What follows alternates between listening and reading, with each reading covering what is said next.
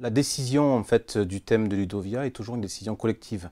On la prend ensemble, on commence à déterminer le thème à la fin du Ludovia précédent et après on le travaille collectivement à partir d'une liste de diffusion.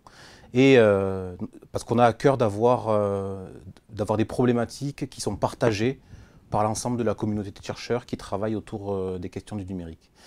Et là, ce qui est apparu assez clairement, hein, c'est que l'appropriation et le détournement étaient en fait les deux pôles de la prise en compte du numérique dans les activités, qu'elles soient éducatives, de recherche ou dans les activités, les usages de la vie sociale.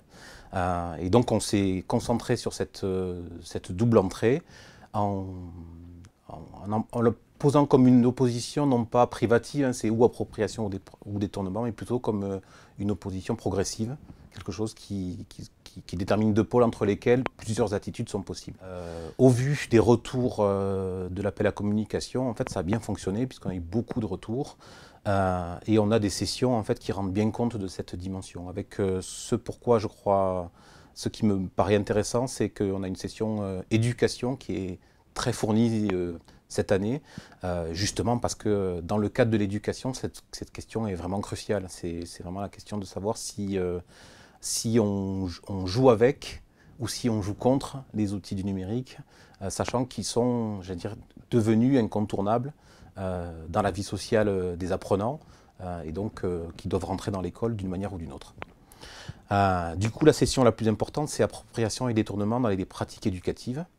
Ensuite, on aura un travail une session sur l'appropriation et le détournement dans les médiations culturelles. Et ensuite, nous avons une session jeu, évidemment, qui est une session récurrente à Ludovia, appropriation et détournement autour du jeu.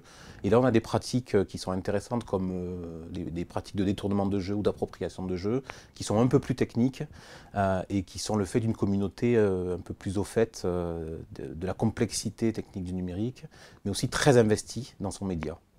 On a une section un peu plus générale sur l'appropriation et le détournement dans les usages, qui permettent de voir en fait des usages professionnels et non professionnels, et la façon dont les objets numériques sont intégrés dans ces usages, parfois en suivant les instructions des fabricants et des vendeurs, et parfois en détournant ces instructions pour produire des usages assez différents.